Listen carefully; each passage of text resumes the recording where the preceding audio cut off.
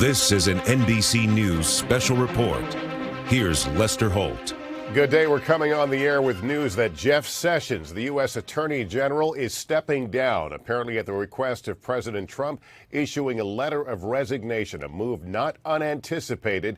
He became a frequent punching bag of the president for his decision to recuse himself from the Russia campaign influence investigation. It was anticipated he might step down after the midterms, and in fact, the president confirming that by tweet just a short time ago. Let's go to our justice correspondent, Pete Williams, now, who can lay this out how it all occurred. Pete? Well, the only surprising thing about this, Lester, is the timing, when it happened so quickly, just the day after the election. But earlier today, we're told that Jeff Sessions sent this letter to the White House. It's addressed to the president, and it says, "Dear Mr. President, at your request, I am submitting my resignation." And then he goes on to talk about his accomplishments. He says it's been an honor to serve as Attorney General, and he concludes the letter by saying, "Thank you for the opportunity, Mr. President."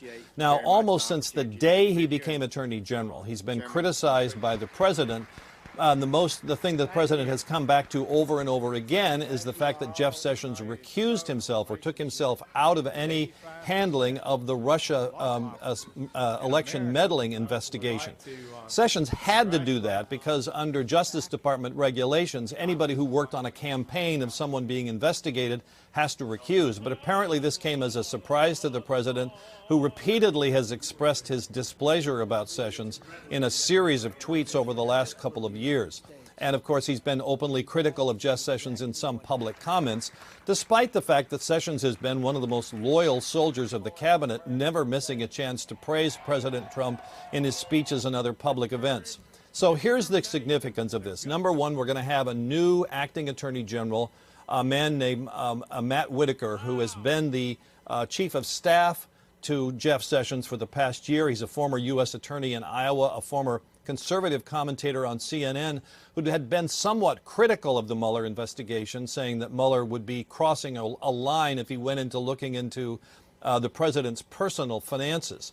That's thing one. Thing two is Rod Rosenstein will no longer be the person overseeing the Mueller investigation. Why is that?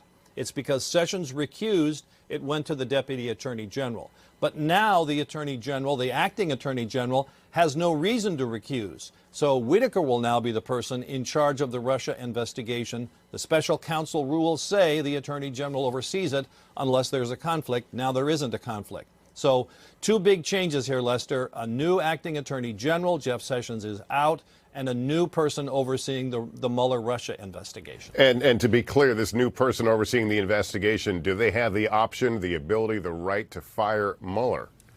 Yes, but only for cause. The special counsel regulations say that you can only fire the special counsel for cause if he's not performing the duties, if he's violating Justice Department rules. And it would be, of course, it would create an enormous firestorm if this acting attorney general appointed by the president was to fire Robert Mueller. I don't think that's going to happen here.